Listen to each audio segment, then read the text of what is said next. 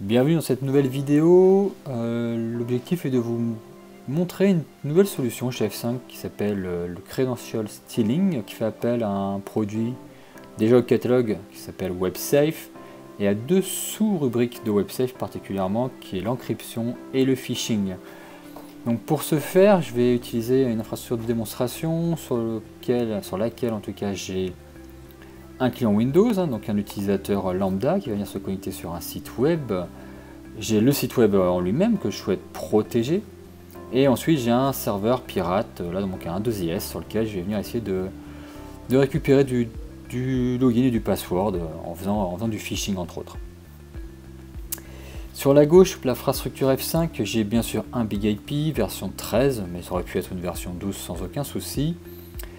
J'ai un Big IQ qui est tout simplement mon dashboard, d'accord, toute la partie reporting sur le phishing, sur l'encryption, on va le voir passer. Et pour finir, le DCD, Data Collection Device, qui en fait est rien d'autre que le collecteur de log. Donc, ce qu'on va faire, j'ai déjà vous montrer les différentes machines. Donc, j'ai un serveur on va dire pirate, c'est mon 2IS sur lequel je vais venir essayer de récupérer le site web qui m'intéresse pour récupérer les credentials des utilisateurs de site web. Et ici j'ai un utilisateur tout simplement avec une machine Windows qui va venir se connecter sur le site. J'ai un Big IP, d'accord, donc le voici, Big IP. Pour faire simple, il n'y a pas grand chose. Le Big IP a un virtual server, voilà, qui est sur le 10.500.101, mais sur ce virtual server qui publie en HTTPS, c'est important, d'accord, on va voir que le certificat est signé, authentifié, certifié et trusté. Donc on va pas avoir de warning à ce niveau-là. J'ai appliqué un profil d'antifraude. Donc pour aller simplement, l'antifraude c'est extrêmement simple à mettre en place. Donc on va sur mon profil DemoBank. Donc je vais donner un nom, je vais donner le pool pour les alertes, en fait tout simplement le DCD. Et les URL que je souhaite protéger. Dans mon cas, j'ai protégé juste la page d'accueil qui est en fait la page de login. Et on voit que sur cette page de login, j'ai activé l'anti-phishing et l'encryption. Donc si je rentre dedans et que je vais dans les paramètres, j'ai spécifié les paramètres que je souhaite protéger. Donc username et password. Donc là on va regarder de suite un peu à quoi ça ressemble pour comprendre un peu la configuration. Je mets en incognito pour être sûr de ne pas avoir de cache. Et on se connecte en direct, d'accord. Donc je suis en mode non protégé, je suis directement sur un réseau, le réseau 20, c'est le réseau de back-end, directement sur le serveur. Donc pour configurer WebSafe, c'est assez simple, il suffit juste de regarder comment est faite la page. Donc aujourd'hui, les navigateurs sont plutôt bien faits pour ça. Il suffit de les demander à avoir le nom de ce champ. Ce champ s'appelle username, et ainsi que le champ password qui doit s'appeler password. Donc rien de bien compliqué, je retourne dans mon WebSafe et je rajoute les deux paramètres password username. Donc j'ai spécifié que username serait utilisé en tant qu'identifiant de l'utilisateur, d'accord, donc c'est principalement pour les logs. Et ensuite je veux chiffrer à la fois le username et le password. Donc volontairement on va décocher l'username, j'ai laissé l'username en clair, d'accord, donc le username va quitter le navigateur en clair. Par contre le password va être chiffré, on va voir pourquoi. Je vais substituer des valeurs et en même temps je vais les offusquer. D'accord, les offusquer, c'est tout simplement changer certaines choses à l'intérieur d'un champ. Je sauvegarde. Ensuite, si on regarde de plus près, j'ai une partie phishing qui est activée, d'accord, avec la détection des copies, etc. La partie chiffrement, je rentre pas dans le détail pour l'instant, c'est pas le but.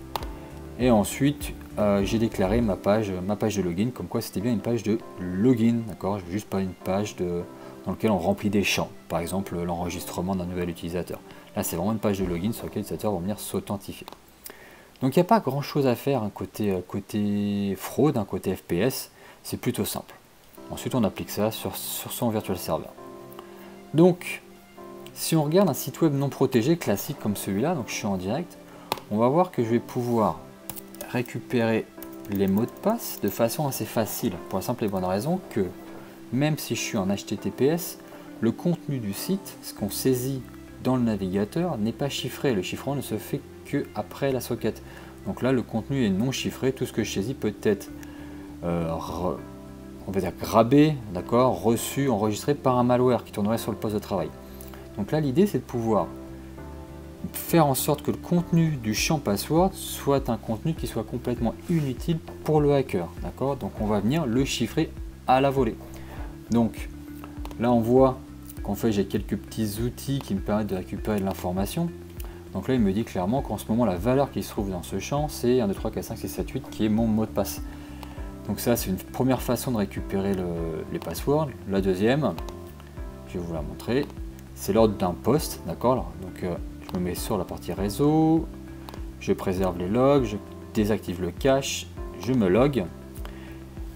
Donc là, on voit bien que je suis passé, j'étais authentifié. Si je vais sur la requête en elle-même, on peut voir mon mot de passe.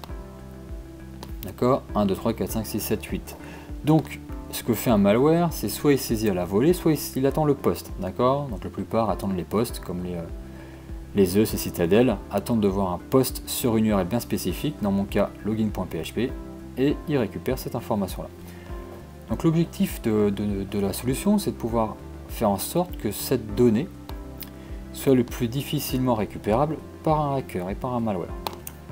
Donc maintenant, on va tout simplement passer à travers la solution de credential stealing et voir la différence, d'accord. Donc maintenant, je passe ici, donc directement en HTTPS pour montrer que j'ai bien un site sécurisé sur un FQDN qui s'appelle demobank.itc.demo. On voit bien que tout est trusté, tout est certifié, l'autorité de certification et la chaîne est trustée. Je vais me loguer. La petite différence, on va voir ce qui se passe. Premièrement, si vous vous rappelez, et je vous le remontre dans la partie non protégée, les champs étaient en clair, c'est-à-dire c'est extrêmement facile pour un hacker ou pour un malware de retrouver ces petits, simplement parce qu'il s'appelle username ou il s'appelait password, d'accord, sur le deuxième div. Password.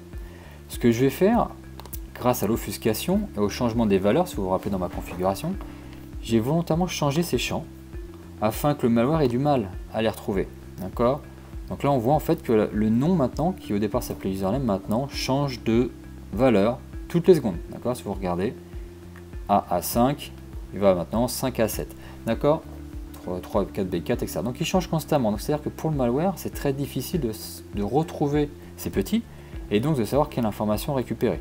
Ce qui l'intéressait, c'était de récupérer le champ username et le champ password, mais il n'existe plus et en plus il change toutes les secondes. Ça, c'est une première protection, d'accord.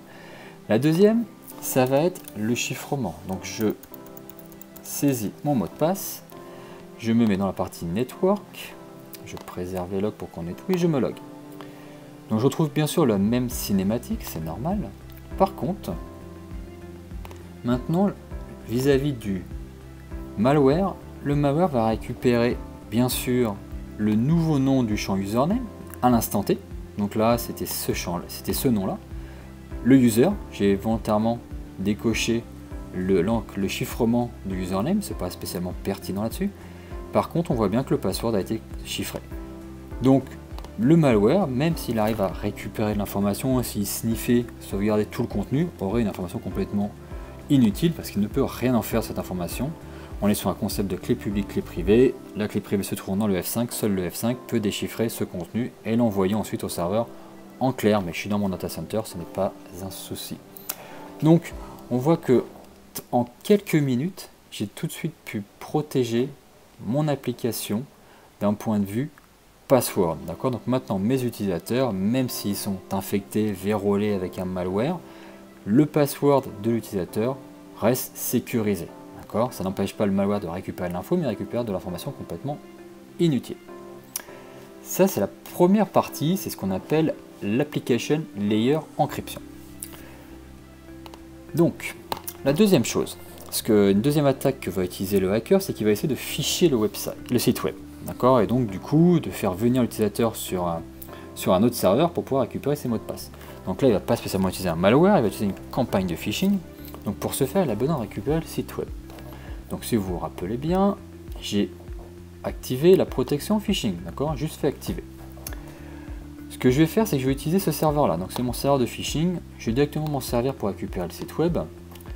Donc il y a plein de façons pour récupérer un site, une façon qui est plutôt pratique, c'est HTTP Track. HTTP Track, sa particularité, c'est qu'il récupère vraiment tout le contenu et même les objets CSS, JavaScript qui font partie du site.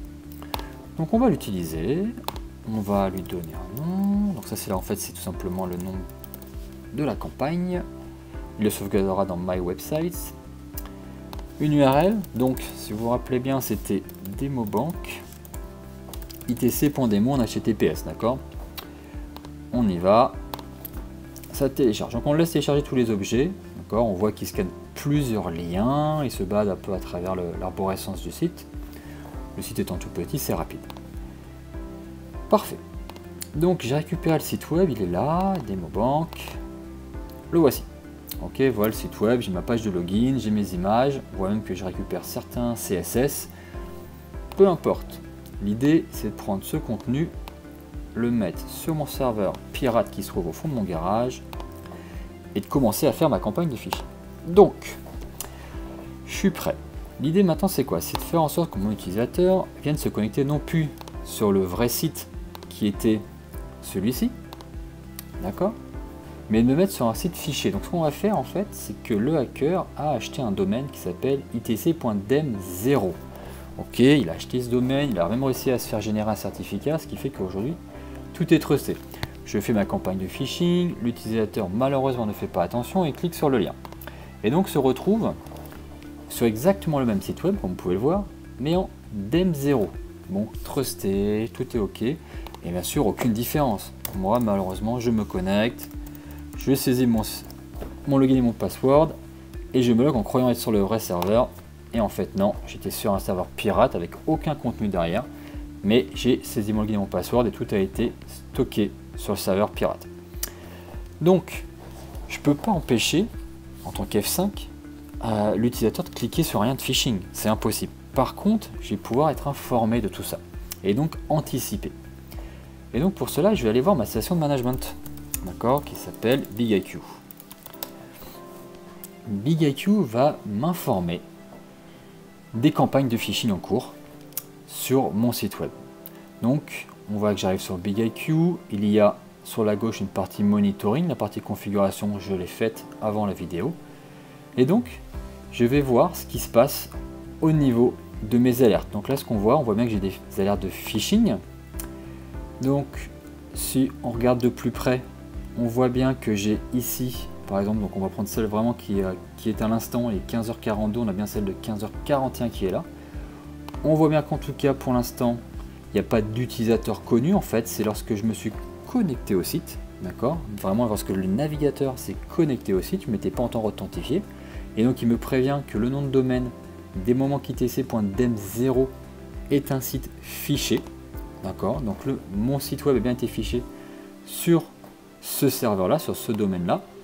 Donc, je vais y venir, mais l'intérêt maintenant, c'est de faire une action là-dessus, d'accord? Donc en fait, à partir de maintenant, soit F5, soit tout simplement le client peut mettre en place un mécanisme de rémédiation pour shutdowner, donc pour couper ce domaine. Donc F5 propose ses services là-dessus, ça s'appelle des shutdowns.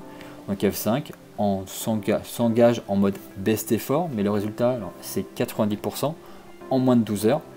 90% des sites web fichés sont fermés en moins de 12 heures. D'accord? Donc F5 s'engage là-dessus. Et on va pouvoir justement fermer ces sites web à la place du client. Donc on se charge de ce travail-là. Ce sont des tickets de shutdown que l'on prend auprès de F5. Et c'est notre SOC qui s'en charge.